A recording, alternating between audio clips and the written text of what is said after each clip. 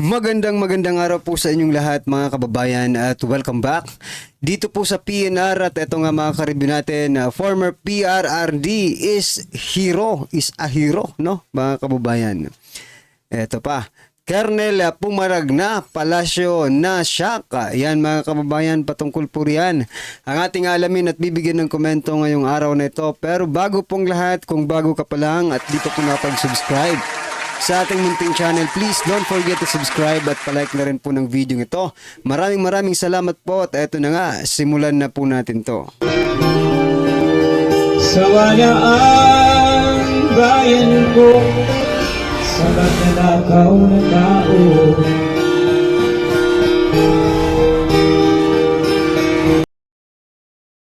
So yun mga kababayan, bago po natin muling i-play ang video ito, i-share na naman po natin yung mga nagte-trending na mga balita dito po sa mundo ng social media. At ito nga mga kababayan, unahin na po natin to. Sa kabila ng pagmamalaki ng ating gobyerno na tayo raw ay progressing na, di ba? Ito mga kababayan ang survey ng SWS. Bilang ng pamilyang Pinoy na nakakaranas ng involuntary hunger tumaas. Yan mga karibyo natin Mula po ito sa News 5 2 hours ago. Umakyat ang bilang ng pamilyang Pinoy na nakakaranas ng involuntary hunger o gutom sa nakalipas sa 3 buwan. Base sa pinakabagong survey na inilabas ng Social Weather Station. Naitala sa SWS ang 27.2% hunger rate ngayong March 2025. Mas mataas ito, no? Mula sa naitala na 21.2% nitong Pebrero. Ito na ang pinakamataas na hunger rate mula nang maitala ang 30%. Teka lang.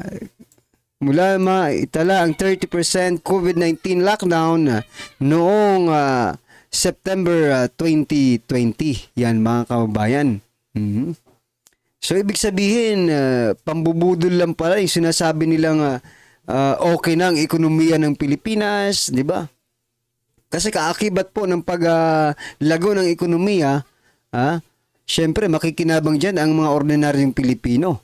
Pero kung ganitong palaki ang porsyento ng mga nagugutom, ibig sabihin lang yan mga kababayan, binubudol tayo, di ba? Binubudol po tayo na binibrainwash tayo na okay ang Pilipinas, stable tayo at wala tayong problema. Pero gutom ang taong bayan. Nako po. Ano po ang inyong opinion dyan? Samantala mga kababayan, no? Eto, sa nararanasan nating gutom, no? Eto naman po ang ginagawa ng gobyerno. Eto naman po mga kababayan. Yan Government to borrow 735 billion from local debt market in quarter 2. Nako. Nagsisimula pa lang ang 2025, utang na naman. Nako po. Naubos nyo na ba yung budget ng 2025? Di ba na-release na nga yung 60 plus percent ng budget ng 2025? Sa bagay, if it is been released, ibig sabihin yan, may pinaggamitan na. Then, mababalitaan na lang po natin, mga kababayan, ang gobyerno natin ay uutang ng 735 billion from local debt market. Utang po ito mga kababayan, Hindi po ito libre lang. Utang na naman po ito. Ito na lang ba talagang mangyayari? Ito na ba ang... Well, anyway, it is the cycle of government na talagang may uutang ka at uutang, di ba? Pero ang nakakapagtaka lang naman dito sa gobyerno natin, no, ngayon, grabe po ang utang.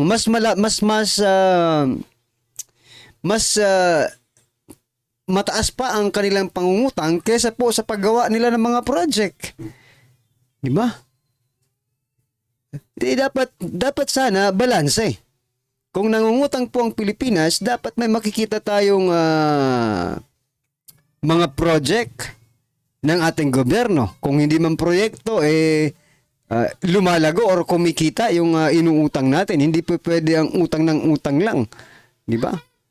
Kasi isipin nyo kasi na ang gobyerno natin is business. Is business naman talaga ang gobyerno.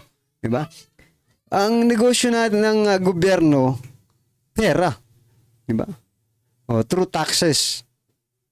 So dapat hindi sinasayang yan. Di ba? Hindi ka magiging effective na leader, no? Kung palaging lugi ka. Dapat medyo gumagana rin kaminsan-minsan. Pero ang hirap lang ngayon, puro talaga utang eh. Wala tayong magagawa dito, no? Sila kasi ang dito eh. Sila po ang may kakayahan na mag-control dito sa pangungutang na ito. Pero sana lang kung mangungutang sila ay mapakinabangan naman ng taong bayan, no? Mapakinabangan in terms of infrastructure, hindi po yung pang-aayuda. Dahil mas malaki pa po yata ang napupunta sa mga buhaya kaysa po sa mga ordinaryong Pilipino diyan sa mga ayudang yan. Ayan mga kabayan, ano po ang inyong opinion dyan? At eto na nga yung sinasabi natin na si former President Duterte ay hero, no? Kasi po mga kabayan, sa Japan, no, ang tawag po kay former President Duterte ay hero. Tayo pa kayang Pilipino, hindi natin tawaging hero. Eto mga kabayan, nakakatuwa po ito, panoorin po natin. Some people in Japan call Duterte a samurai. Why? I'll explain why. Many people in Japan don't see Duterte as a villain. These are comments from a YouTube video about his arrest. They see him as a hero. Some even call him a samurai. In Japan, samurai is more than just a warrior. Samurai is someone who sacrifices himself for the people. Maybe that's why some people use that word for Duterte. I've been living in the Philippines since 2012 when Duterte became. Kikita nyo na yan ha. Japan, mga kababayan, tinatawag na hero ang ating former president.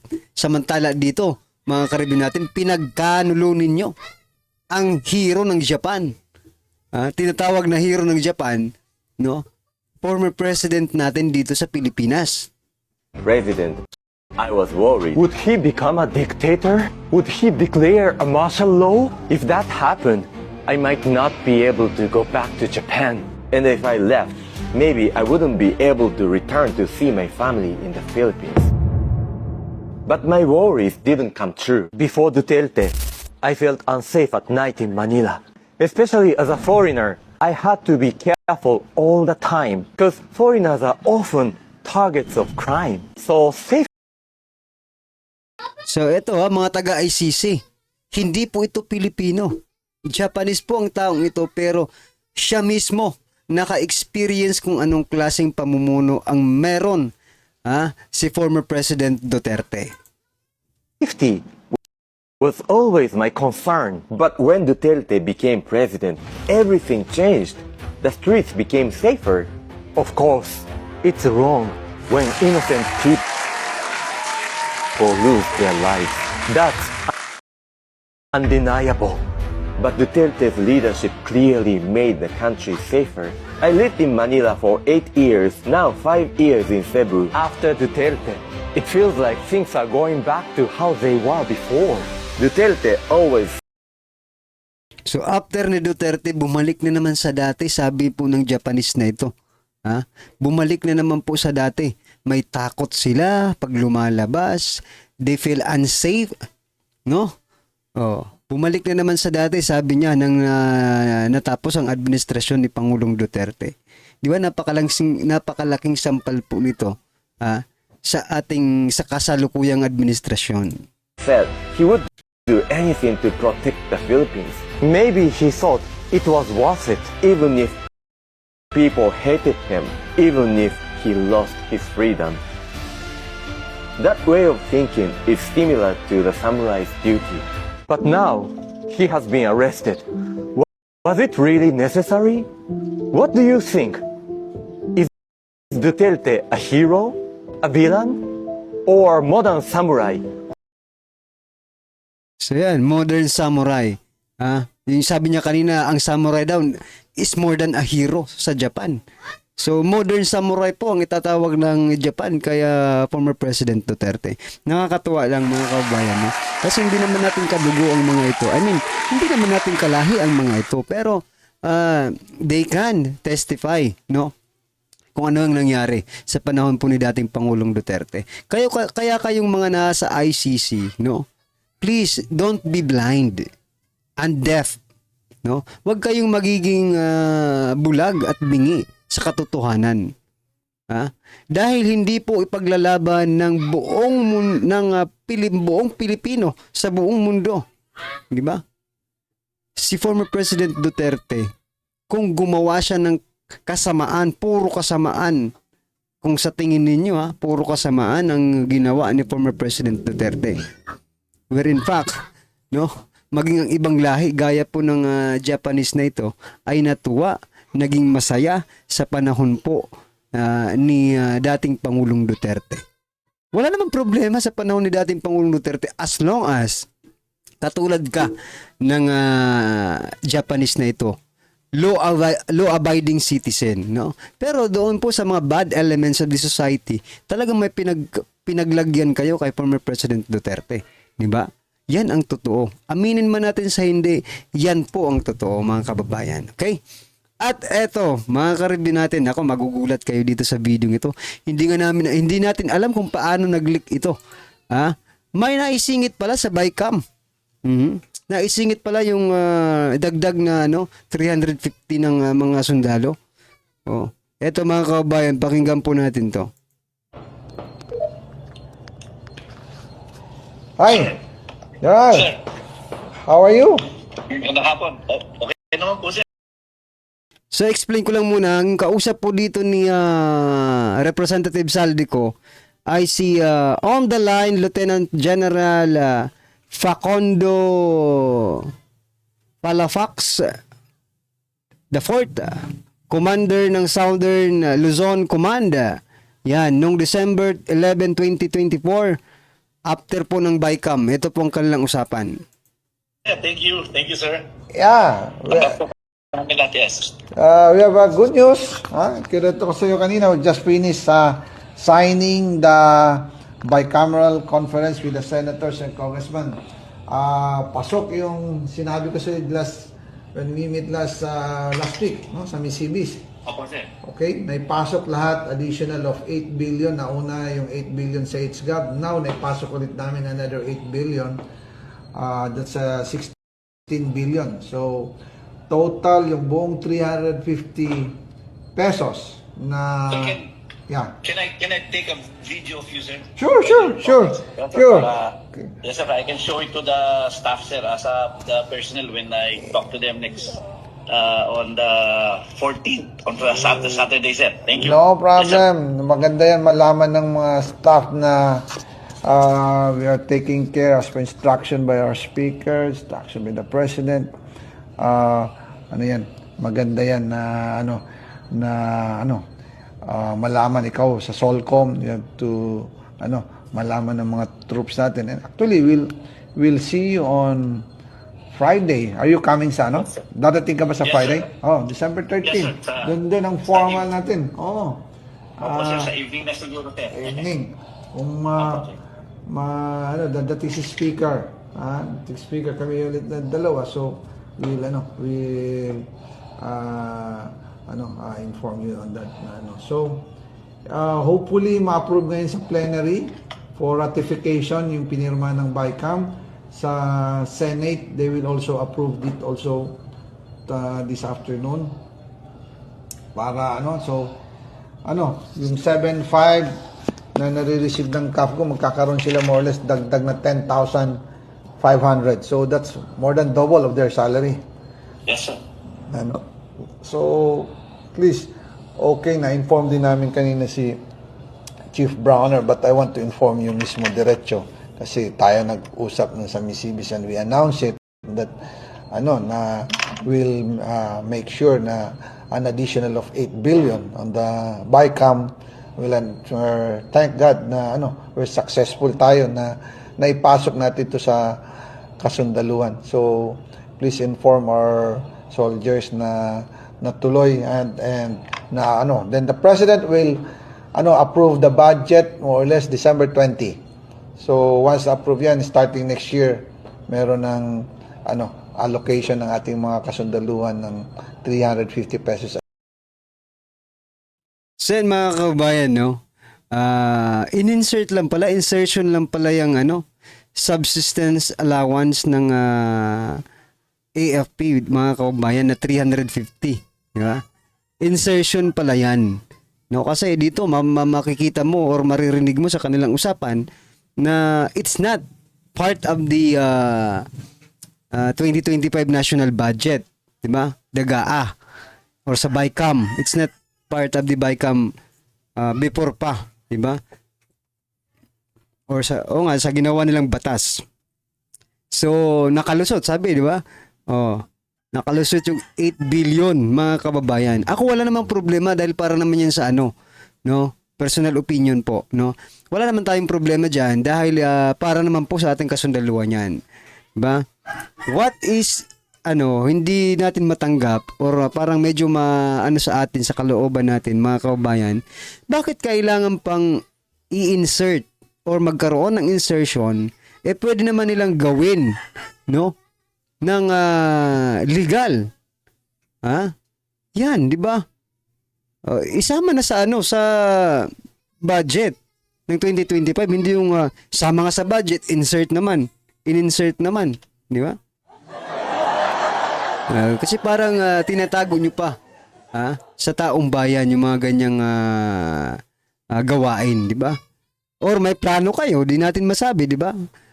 May plano kayo na baka, sige, 8 billion yan. Okay, 16 billion nga, di ba? 16 billion sabi. Baka gusto nyo pang bawasan yan. Well, anyway, mga karibin natin, ano pong inyong opinion dyan? I-comment nyo na lang po at eto na. Sama-sama, sabay-sabay po natin pakinggan, panoorin at bigyan ng komento ang video ito. Nako, isang army colonel po ang pumalag, mga kababayan. Ito na po. Gusto kong i-share sa inyo ang post ng isang army major, si Major MJ Chico. Mahaba-habang post ito tungkol sa nangyaring kaguluhan sa ating bansa. Ito siya, isa medaled Army Major. Yung makita nyo dito yung mga medalya niya nasa kanyang right breast. Yan yung mga medals. So he's a bemedaled Army officer. Major MG Chico. Sabi niya, so itong post niya is 49 minutes ago. So bagong post lang. Minamahal kong kababayan, I'm speaking out today about the alarming developments in our country. Ang madaliang pag-aresto at paglipad patungong the Netherlands kay former President Duterte gamit ang isang private jet is a clear indication of the ruthless political agenda of President Marcos Jr. and House Speaker Martin Romualdez. Napaisip ako, what's next kaya na gagawin nila? Ang matinding pagnanasa ni Martin Romualdez na maging presidente ng Pilipinas sa 2028 has led to a toxic political climate, kagaya ng ginagawang garapalang pag-atake kay BP Inday Sara, pagbabalasubas sa budget ng gobyerno, lantarang pakikialam sa pundo at implementation ng mga assistance programs at infrastructure projects ng Executive Department. It's time we take a stand as a people united in our aspiration to see the change we want to see in our government. Aking nakita ang strong clamor ng karamihan in social media na dapat makialam ang AFP lalo na sa pang-aabuso na ginagawa ng ilang pangunahing tauhan ng ating PNP na magkaroon na sana ng coup d'etat. na inaamin ko minsan ay sumagi din sa aking isipan na why not? Pero, yun nga ba ang tama at natatanging solusyon sa problema ng ating lipunan? Nagkudita noong panahon ni President Cory Aquino. Nasolusyonan ba ang problema kagaya ng corruption, abuse of power noong panahon ni President Marcos Sr.? Hindi. Nagkudita Hindi, dahil corrupt din yung pumalit eh. Try natin ngayon, di ba? O try natin ngayon, magkudita, for example lang, din yung papalit is hindi corrupt. Eh, corrupt yung pumalit eh. Di ba? It is a very different, situation nung, kaya Cory Aquino, no? Dahil corrupt sila eh. So, yun lang. Di ba? Simple. Pupalitan natin ng hindi corrupt. May malasakit sa taong bayan. May pagbabagong mangyayari dyan, mga kababayan. No? Anyway, mga karibin natin, ano po ang inyong opinion, reaksyon patungkol po sa video ito? I-comment nyo na lang po sa baba para at least alam po nating mga kababayan ang inyong opinion. Maraming salamat po. Please don't forget to like the video. Maraming salamat po. Sawa na ang bayan ko sa magnanakaw na tao.